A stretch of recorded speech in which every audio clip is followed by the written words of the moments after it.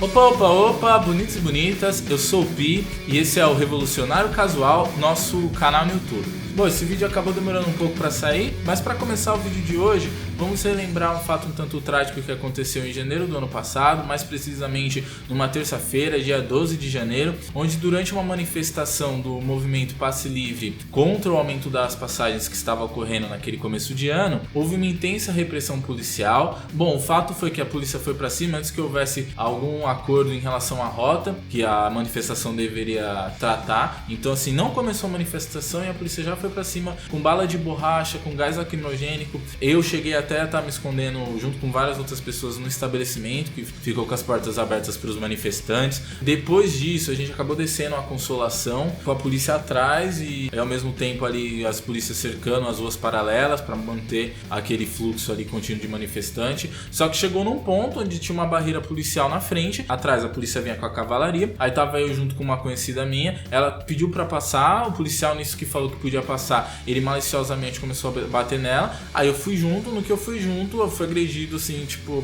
vários policiais ali naquela barreira, batendo ao mesmo tempo, foi na questão de segundos, eu tava com a cabeça toda sangrando, tive esse ferimento na cabeça, acabei saindo, em algumas manchetes, etc, junto com diversos outros manifestantes, tem até o vídeo que eu tentei entrar no Pão de Açúcar. Ó, abre pra ele também, mano, coitado. Ele tá sangrando.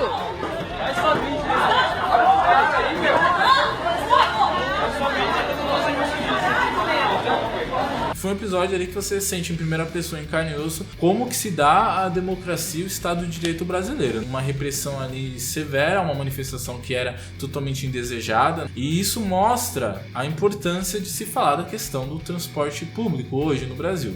Então, em memória desse fato, a gente abre aqui o debate sobre o transporte público de qualidade no Brasil.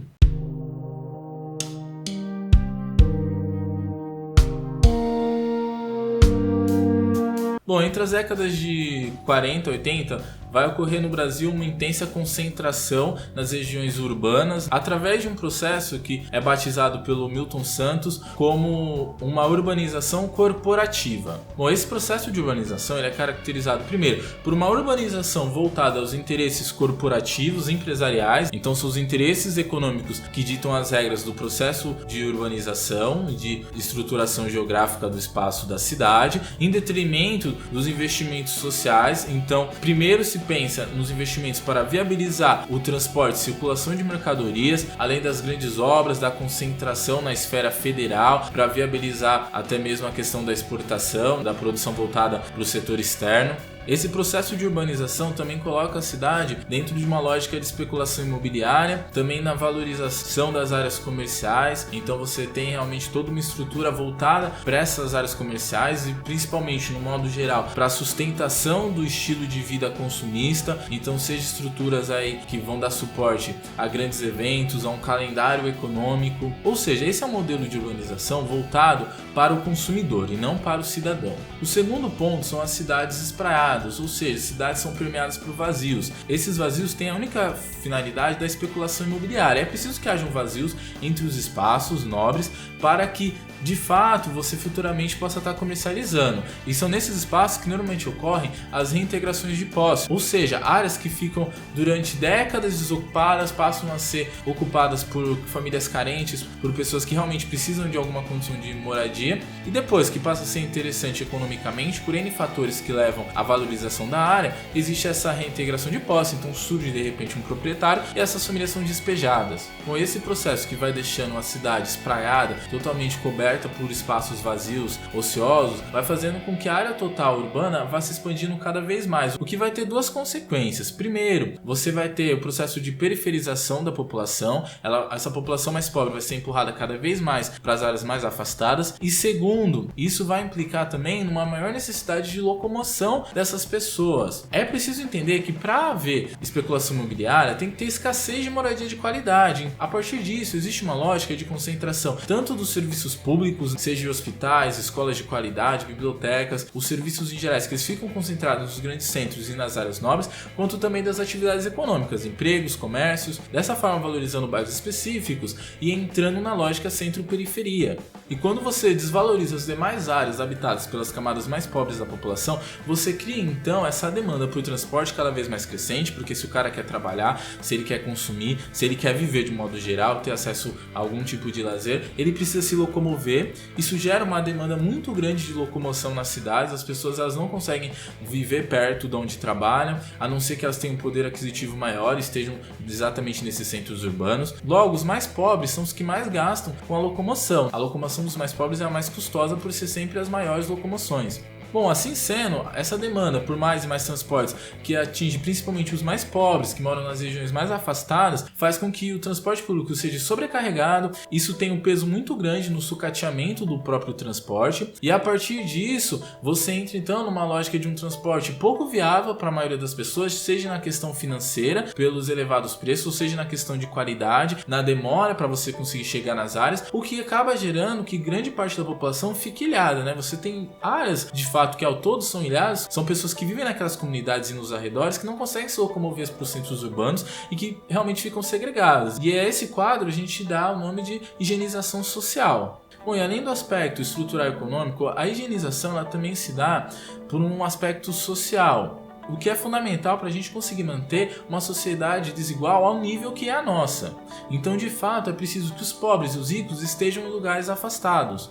E aí isso se dá, seja alegando uma defesa do patrimônio, né, zelando pelo patrimônio privado. Então você não quer pessoas de baixo nível ali, os pobres, circulando em áreas nobres por uma questão de segurança pública, ou mesmo para você setorizar para certas camadas da população o uso de serviços e espaços, mesmo que esses serviços sejam públicos. Então o cara que vai ali pro shopping dele no bairro nobre, ele não quer que tenha um rolezinho, ele não quer ver pessoas de camadas sociais inferiores naquele espaço. E fora isso, você tem mesmo a própria questão do uso dos espaços públicos. Então bibliotecas, centros culturais que acabam ficando segregados, não porque exista alguma catraca direta naquilo, mas porque você não tem um transporte capaz de levar as pessoas da periferia até lá, e justamente você tem toda uma série de barreiras nessa locomoção e na onde esses espaços se encontram, que faz com que esses espaços, mesmo que sendo públicos, sejam frequentados por parcelas restritas de maior poder aquisitivo da população. As grandes empresas não servem às cidades, ao contrário, as cidades servem e moldam-se para servir as grandes empresas. Portanto, como as cidades são corporativas, os problemas que afetam suas populações se arrastarão, enquanto os mesmos não comprometerem o funcionamento das grandes empresas. Bom, então para a gente poder falar sobre a questão do transporte e mesmo propor soluções, é preciso que juntamente com essa conversa a gente questione a questão do formato atual de urbanização, da distribuição de bens e serviços no espaço geográfico da cidade. E agora, falando de transporte, a questão que sempre mais mobiliza é o aumento contínuo das passagens ano após ano. A gente vai assistindo, cada ano que passa a passagem vai ficando mais cara. Então esse ano, enquanto o salário mínimo ele subiu abaixo da inflação, a passagem ela aumentou de R$ 3,80 a R$ 4,20, R$ 4,50 em diversas cidades, pelo menos aqui no estado de São Paulo, o que foi um valor acima da inflação. Ou seja, a gente está tendo um encarecimento real do transporte público. E para a gente entender de onde vem esse processo de encarecimento e subsequente sucateamento do transporte público, primeiro a gente tem que falar da opção do governo por priorizar investimentos e subsídios financiando o transporte privado em detrimento do transporte público. Então assim, visando interesses econômicos à frente de uma mobilidade sustentável, hoje no Brasil você tem muito mais subsídios para o transporte privado do que para o transporte coletivo, né? Se a gente pegar, por exemplo, entre os anos de 2000 e 2012, o transporte coletivo subiu muito em cima da inflação, enquanto o transporte privado ele se manteve bem abaixo, como um resultado de uma política de incentivo à compra de carros e motos que tem um interesse puramente econômico. Então hoje no Brasil a gente tem 12 vezes mais subsídios para o transporte privado do que para o transporte coletivo. E aí, em segundo lugar, o transporte coletivo ele é quase totalmente financiado pelas tarifas, ou seja, quem banca o transporte coletivo é apenas o passageiro com o valor da tarifa. E isso não faz sentido por quê? Porque toda a sociedade se beneficia com a circulação de mão de obra, ou seja, com os trabalhadores circulando, toda a sociedade se beneficia com o consumo, então as pessoas poderem se locomover para consumir, a sociedade sociedade no geral ela vai se beneficiar pela eficiência gerada pelo transporte coletivo. Então é só você comparar o tanto de pessoa que cabe no ônibus pro tanto de pessoa que ocupa um espaço estando individualmente em carros, para você ver que se você quer andar no seu carro, você não quer ficar parado no trânsito, em congestionamento, você precisa sim que as pessoas andem mais de ônibus, porque é insustentável o modelo de carros individuais. Dessa forma, o transporte coletivo, seja na questão dos congestionamentos, na diminuição de acidente, de poluição, ele traz um benefício para a sociedade como um todo. Porém, quem paga e quem banca esse serviço é apenas os mais pobres. E aí, esse encarecimento da tarifa, ele implica num ciclo vicioso. Por quê? Quanto mais a tarifa sobe, menos pessoas são aptas a estar pagando e até mesmo menos pessoas se sentem incentivadas a estar pagando por um serviço que é tão caro e que é uma porcaria. Então isso sucateia o transporte, porque você tem também menos investimento e ao mesmo tempo que você cada vez mais vai estar encarecendo esse transporte sobre essa demanda que está decrescendo. Então você tem menos passageiros, o valor que você vai conseguir arrecadar com essas tarifas vai ser menor, então você vai ter que aumentar mais e aí dessa forma você vai ter menos passageiros, ou seja, é um ciclo vicioso. E apesar dos trens e metrôs manterem uma demanda de passageiros constante, o problema é que os mesmos correspondem a apenas 5% da demanda total por transporte público. E por isso, quando a gente fala de transporte público, a gente acaba tendo que falar de busão. Bom, ainda sobre o transporte individual, um estudo, por exemplo, estima em 98 bilhões os custos gerados pelos congestionamentos apenas nas cidades de São Paulo e Rio de Janeiro, o que torna evidente como o transporte individual ele impõe um custo muito alto para a mobilidade urbana como um todo. Então, o preço pago pelo seu carro não é apenas o que você paga diretamente na gasolina ou o preço que você paga diretamente na aquisição do veículo. Você impõe todo um custo, seja na questão também dos acidentes, na poluição gerada. E a gente também tem que somar nessa lógica uma perpétua demanda por obras viárias, então precisa cada vez mais estar fazendo estrada em cima de estrada, a cidade que é praticamente ocupada por ruas. Então todos esses gastos que viabilizam o uso dos carros e também viabilizam os lucros do setor automobilístico, que é central para o modelo econômico que a gente tem hoje, que coloca também em questão como que a gente pode estar pensando em grandes mudanças sem pensar em mudanças estruturais econômicas, até mesmo pelo fato desse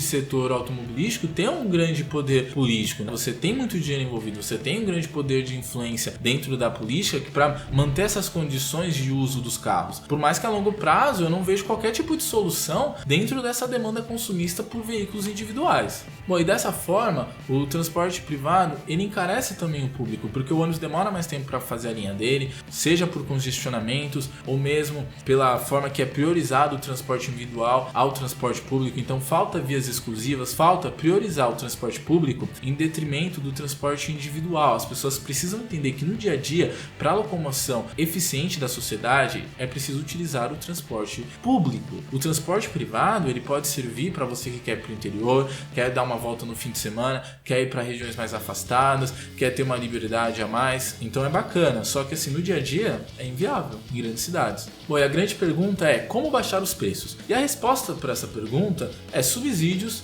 e desoneração. Porém, antes que a gente seja capaz de dar qualquer resposta, a gente precisa tirar o transporte público da lógica do lucro. É preciso devolver o transporte público para a gestão do Estado, com transparência, então planilhas abertas para que a população saiba de fato quais são os reais custos do transporte. E mais do que ter planilhas, esses dados precisam ser confiáveis. Também da mesma forma é preciso que haja participação da população, desde o momento de decidir onde as linhas são mais necessárias, então quais linhas, quais os trajetos dessas linhas, onde vai ter os pontos, a frequência, os horários de circulação. Então precisa estar aberto para a população e também para uma forma de evitar a corrupção e também a ineficiência, porque se a gente quer um transporte público voltado para as lógicas de qualidade e eficiência, se a gente deixar na mão dos políticos que são financiados pelas elites, de fato a gente não vai conseguir resolver nada, né? Você vai ter estatais totalmente ineficientes. Só que quando a gente fala, aliás, de gestão pública, também é um equívoco achar que a gente precisa estatizar tudo. É preciso olhar de casa a casa. Por exemplo, em São Paulo, você tem uma frota enorme. Se você fosse adquirir todos esses ônibus ao mesmo tempo, seria algo inviável, seria um custo que não vale a pena. O que é mais interessante, então, é o quê? Que se frete. E é um sistema bem legal, porque você mantém uma concorrência ali entre as empresas, você permite até mesmo que pequenos proprietários, né, o cara ali que é dono do próprio ônibus, ele vai estar circulando. Então, assim, é um sistema que precisa ser trabalhado, não é perfeito, mas também é muito interessante e é uma forma de você levar a gestão pública para o transporte sem necessariamente ter que está estatizando. Bom, algumas pessoas também defendem a desregulamentação, né, que seria de fato a gente estar liberando o transporte informal. O problema é que você acarreta uma série de efeitos colaterais com essa medida, desde a formação de máfias até como você vai estar regulando aí as paradas, evitando acidentes, mantendo um padrão de qualidade em relação a isso, mas também você tem a questão de que prioritariamente acaba se trabalhando mais com veículos de pequeno porte. Isso porque o investimento em veículos de transporte coletivo de alta qualidade dificilmente vai estar saindo esse tipo de iniciativa, então acaba sendo mais um remendo. Porém, a gente também tem que estar colocando novas tecnologias aí que estão sendo muito utilizadas em serviços como o Uber, como o BlaBlaCar, que utilizando dessas novas tecnologias estão dando novas dinâmicas para o uso e para o compartilhamento de carros. Então é preciso que haja uma abertura nesse sentido para que a gente realmente possa estar começando a olhar para os veículos de uma forma diferente e mais eficiente. E aí, num outro momento, acho que vale muito a pena estar colocando os impactos dessas tecnologias, principalmente da internet das coisas, da conexão entre as pessoas, para o transporte de modo geral. Bom, agora indo propriamente para o transporte... Agora, indo propriamente para a questão dos subsídios e das desonerações, um exemplo muito interessante é o caso francês, onde existe uma taxa de contribuição para o transporte, que é um imposto que incide sobre as empresas de acordo com o quadro de funcionários. Então, simultaneamente ao Vale Transporte, que é pago para o próprio funcionário ali, para ele poder estar se locomovendo, também existe esse imposto que consegue estar então subsidiando o transporte coletivo de modo geral, e principalmente esse imposto, além de melhorar as condições do transporte, garante que os trabalhadores de menor renda, que são aqueles no trabalho informal ou mesmo pessoas desempregadas, consigam ter um transporte com maior acesso. E é interessante notar que a maioria das cidades europeias consegue manter um nível de subsídio acima dos 50%. Então, assim, a gente está muito defasado em matéria de subsídios. Por isso, hoje, acho que a principal questão em relação ao transporte público é como aumentar esses subsídios. E nesse sentido, existem diversas alternativas. Possibilidades para viabilizar os subsídios vão desde a criação de um fundo nacional financiado por impostos sobre o setor produtivo, sobre o combustível, propriedade de veículos privados, taxação de estacionamentos, impostos sobre imóveis valorizados pelos investimentos em mobilidade, também impostos sobre grandes construções aí que venham a estar impactando a mobilidade local, como condomínios, grandes templos, estádios. Bom, e aí sobre os subsídios eu também recomendo um estudo do IPE. Bom, também uma sugestão que eu faço que eu acho que seria muito interessante para a gente poder combater um pouco a cultura do automóvel seria que houvesse impostos, né, encargos sobre a publicidade feita pela indústria automobilística. Então, ter um carro tá ligado a status, a poder, você se sentir melhor, uma pessoa de sucesso na sociedade. Então, assim, seria interessante que a gente revertesse parte desse dinheiro utilizado por essas empresas em campanhas para a venda de carros, a gente revertesse então em campanhas de conscientização pelo uso do transporte coletivo. A gente também não pode esquecer de falar do problema do subsídio cruzado, que é quando os benefícios concedidos pelo governo, seja gratuidades para idosos, passe livre para estudante, bilhete único, acabam sendo pagos pelos próprios passageiros. Dessa forma, no total, a tarifa aumenta. Então é preciso que haja subsídios específicos para financiar esse tipo de política, para que de fato elas sejam conquistas da classe trabalhadora, porque senão os usuários mais pobres vão ter que estar arcando cada vez mais. Então o cara que é desempregado, que não está estudando, que é excluído do sistema de educação, o cara que não está conseguindo emprego e por aí vai, ele fica cada vez mais excluído, cada vez mais ilhado, e isso intensifica muito a higienização. Também é preciso rever as políticas aí de benefícios, por exemplo, o caso dos estudantes, onde você tem um benefício com passagens contadas, justamente apenas para a grade escolar, então você tem passagem apenas para ir e voltar da escola, o que não chega a cobrir nem os estudos, porque você precisa ir em bibliotecas, você precisa fazer trabalhos, você precisa se locomover além da escola para poder estar estudando, fora que também a gente precisa entender isso como um direito à cidadania, então a pessoa poder ter direito à cultura, a lazer, faz parte da formação do profissional, faz parte da formação do cidadão, justamente até mesmo para que esse profissional, muitas vezes de instituições públicas, possa estar devolvendo melhor os frutos do seu estudo para a sociedade. Você não precisa estar conectado com essa sociedade. Isso também se estende à própria classe trabalhadora, com o Vale Transporte. Então é preciso também que hajam passagens que permitam esse acesso à cidadania por parte dos trabalhadores. Bom, e para encerrar a questão dos subsídios, fica evidente que a gente precisa rever as contas públicas. O que vai desde a política econômica de metas de superávit, onde o dinheiro público ele é utilizado para pagar juros de dívida ao invés de investimento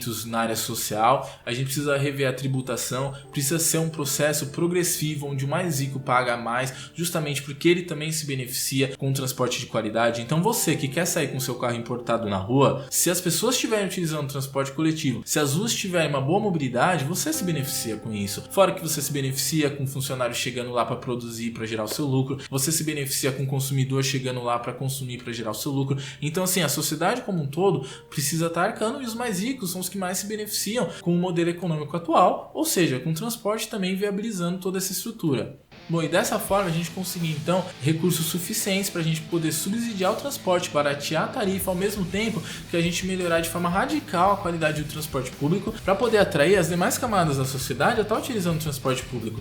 Porque para o cara deixar o carro dele na garagem, o transporte público precisa ser mais eficiente. Então a gente precisa superar essa cultura do transporte individual, e isso demanda grandes investimentos, o que coloca a necessidade de subsídios e que o transporte público seja financiado não apenas pela tarifa. Fora que também, em grande medida a longo prazo, essa grande concentração populacional nas áreas urbanas é insustentável. Então essa concentração de capital e de pessoas em pequenos pontos não é sustentável a longo prazo. A gente precisa rever, em grande medida, o eixo do rural. A gente precisa reocupar o território nacional de uma forma mais eficiente.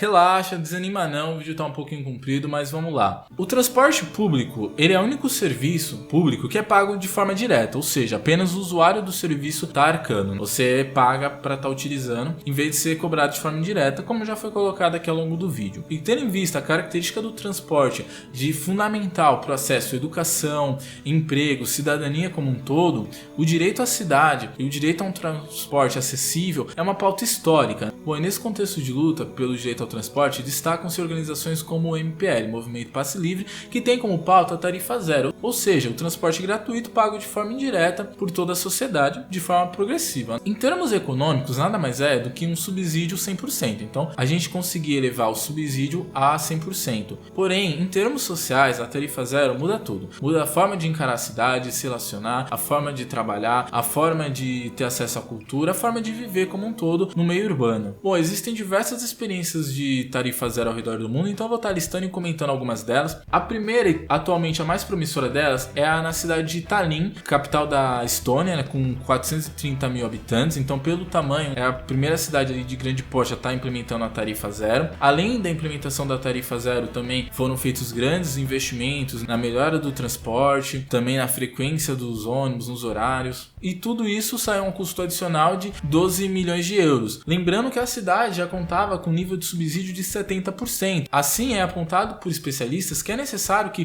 previamente já haja um bom subsídio para a gente conseguir estar implementando o sistema de tarifa zero. Bom, o interessante é que, como é necessário que o cidadão se registre para ele poder estar ganhando o cartão que dá direito à gratuidade, isso acaba sendo um incentivo para muitas pessoas se registrarem como cidadãos da cidade, e assim a cidade passa a receber os impostos dessas pessoas que antes estavam pagando para outros distritos, para outras localidades. Então, o próprio incentivo gerado por registro, que aumenta a arrecadação de imposto, já consegue estar em grande medida cobrindo o investimento necessário para estar implementando o serviço de gratuidade. Já esse serviço na prática, ele se mostrou muito eficiente em bairros, áreas mais pobres, com maiores índices de desemprego, chegando até mesmo um ganho de usuários de 10% em algumas áreas. Porém, de modo geral, até levando em contexto o local, a condição social das pessoas, ele se mostrou pouco eficiente para estar aumentando de forma drástica o número de passageiros. Era estimado que num todo chegasse a 20% a mais de passageiros, porém o projeto na prática evidenciou que para a gente conseguir fazer as pessoas substituírem o carro pelos ônibus,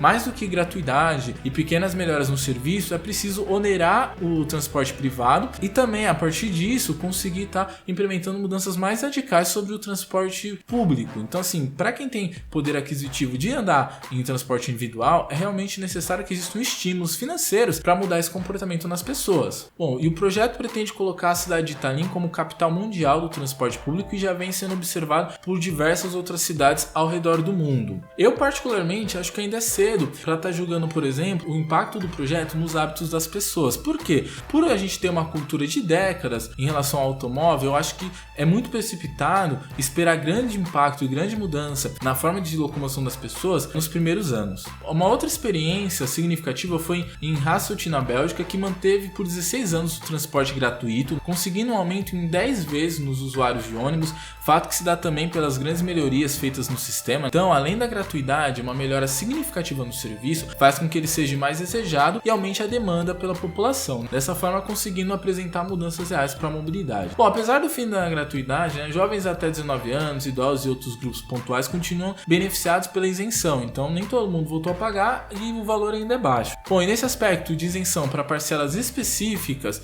de usuários, existem diversas experiências, a exemplo de Barcelona. Bom, também existem algumas iniciativas muito criativas que são bem interessantes, como o caso de Singapura, que oferece transporte gratuito até às 7h45 para aliviar o horário de pico matinal. Então, em um mês eles já conseguiram um resultado de queda em 7% dos congestionamentos, ou seja, é muito interessante, por exemplo, que você incentive para dar uma desafogada no grande congestionamento nesses horários um transporte gratuito pontual. Isso também é viável, pode ser estudado. Também existe em Sydney, na Austrália, linhas gratuitas que são pontuais, em algumas linhas centrais onde a pessoa não vai estar pagando para estar utilizando, que também é uma ótima medida. Opa, só vou fazer aqui um pequeno adendo, que eu acabei pulando uma parte que já estava no roteiro e por sinal é uma das mais importantes, que é onde eu comento algumas experiências de tarifa zero que existem no Brasil. Então a principal delas seria a cidade de Maricá. Maricá implementou o transporte gratuito, desafiando o interesse de empresários, Já tinha 2 empresas consolidadas na região que tinham um controle não só do transporte, mas acabavam tendo um grande controle político em toda a cidade. Apesar de muitos olharem para Maricá com caráter de exceção devido aos royalties de petróleo, como é apontado pelo especialista Lúcio Gregori, se você for olhar, por exemplo, o PIB per capita de São Paulo, que seria o PIB total da cidade dividido pelo número de habitantes, São Paulo teria um PIB ainda maior. Logo, então, se a gente fosse basear no PIB, a gente percebe que seria possível então estar implementando em larga escala em diversas outras cidades. E aí é claro que é uma questão que tem muito mais a ver com a distribuição de renda e da onde que vem o dinheiro do transporte, e os interesses envolvidos. Bom, também são vários outros exemplos. No Paraná você tem algumas cidades, 3 cidades aí que há anos já possuem o transporte gratuito. Existe também uma lista completa mundial com todas as experiências de transporte gratuito ao redor do mundo. É uma lista bem grande, então é bem interessante. Vale muito a pena estar dando uma olhada. Bom, levando todas essas iniciativas em consideração e também todas as possibilidades, é preciso encarar a tarifa zero não de forma imediatista, mas sim como um processo que inclui o aumento contínuo de subsídios, políticas de inclusão social e principalmente a melhora na infraestrutura do transporte urbano, o que inclui acessibilidade para pessoas portadoras de necessidades especiais, vias exclusivas que aumentem a eficiência do transporte e deem prioridade para o transporte público,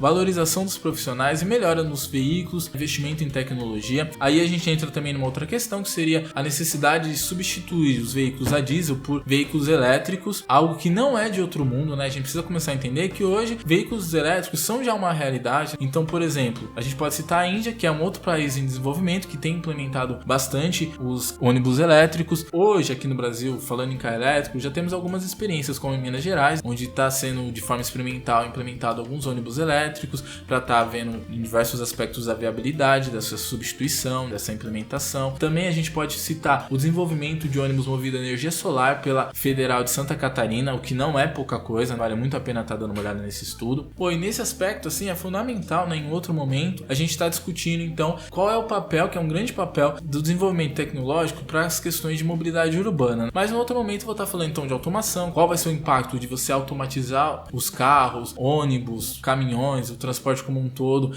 Bom, tema para um outro momento, os metrôs são peças-chave para a locomoção urbana. Se olharmos as previsões de 2012 para a expansão da malha metroviária paulista, o que temos hoje em 2017 é lamentável. É impossível comparar São Paulo com cidades como Nova York, Tóquio e Paris. Porém, comparando com a cidade do México, fica evidente o problema.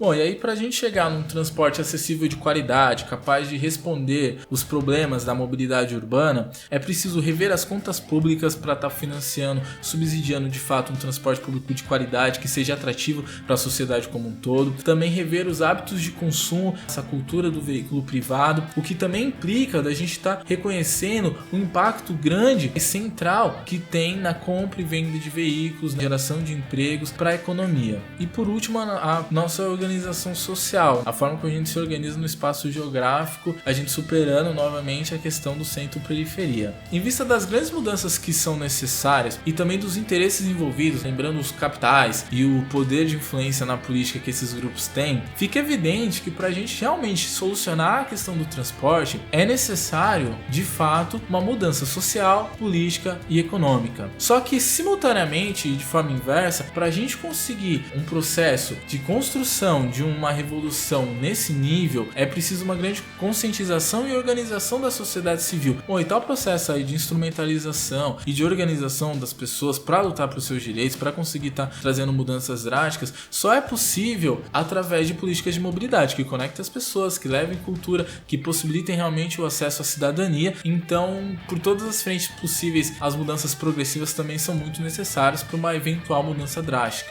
Bom, e é isso aí, chegamos ao fim de mais um vídeo. Não vamos deixar a conversa morrer por aqui, então vamos devorar esses links e indicações, vamos mandar ver nos comentários. Também aí, se você gostou, se inscreve no canal, não esquece de avaliar. Bom, valeu pela atenção, é nóis!